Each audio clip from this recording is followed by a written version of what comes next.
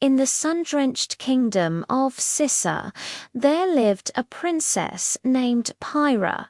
Her beauty was as radiant as the dawn, but her temper was as fierce as a wildfire.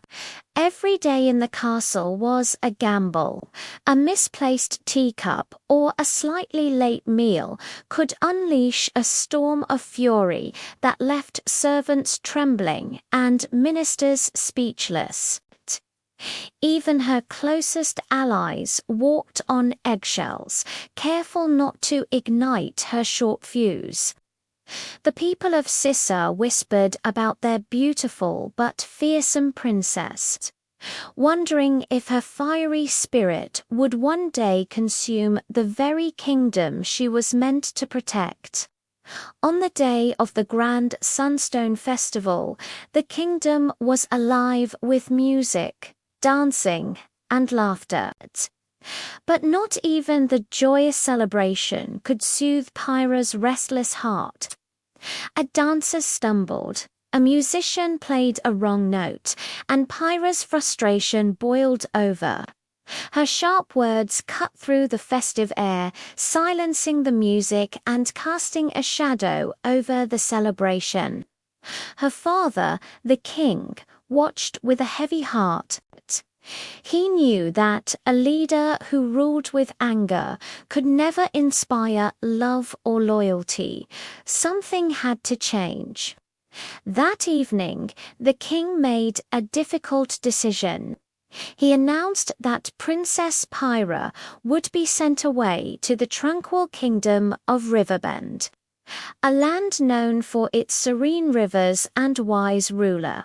King Alder, Pyra, was outraged. She saw it as a punishment, a banishment from her home. "You're sending me away to a kingdom of whispering streams and boring old men," she raged. But her father stood firm. "You must learn, Pyra," he said softly, "that true strength is not found in the fire of your temper, but in the stillness of your heart." Her journey to Riverbend was filled with simmering resentment. But as her carriage rolled into the peaceful kingdom, a strange calm began to settle over her. The air was cool and smelled of damp earth and blossoming water lilies. Instead of towering fortresses, she saw gentle rolling hills and crystal-clear streams that meandered through lush valleys.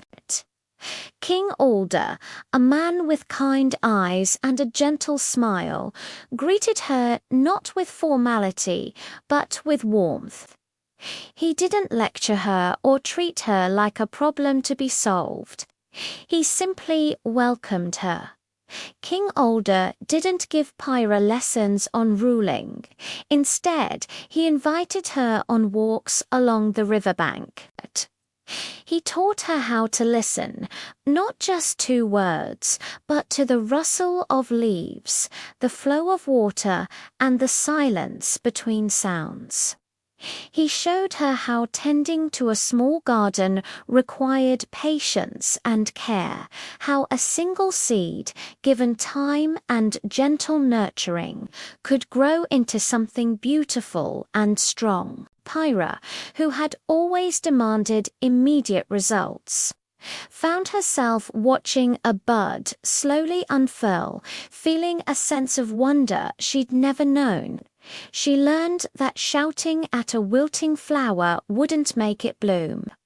One day, a dispute broke out between two farmers in Pyra's old instincts flared. She wanted to shout, to impose a swift, harsh judgment.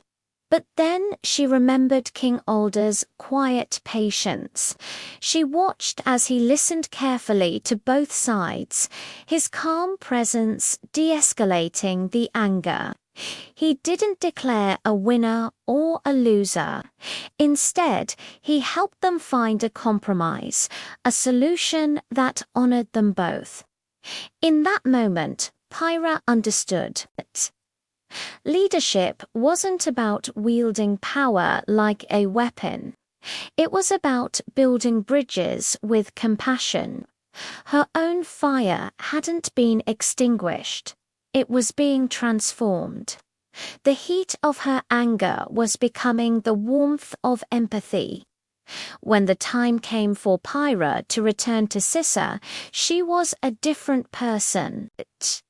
She still possessed her passionate spirit, but it was now tempered with the quiet strength she had discovered in Riverbend.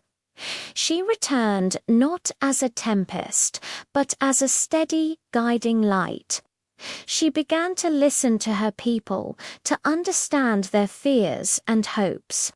She replaced demands with requests and anger with understanding. The kingdom of Sisa began to change, reflecting its princess's newfound balance. Fear was replaced by respect, and the fiery court was transformed into a place of harmony and cooperation. Princess Pyra had learned that the greatest leaders don't conquer with fire, but inspire with the gentle, unyielding power of a flowing river. Thank you so much for joining us on this journey with Princess Pyra. If you enjoyed this story about growth and finding balance, please give this video a like, share your thoughts in the comments, and subscribe for more inspirational tales. We'll see you next time.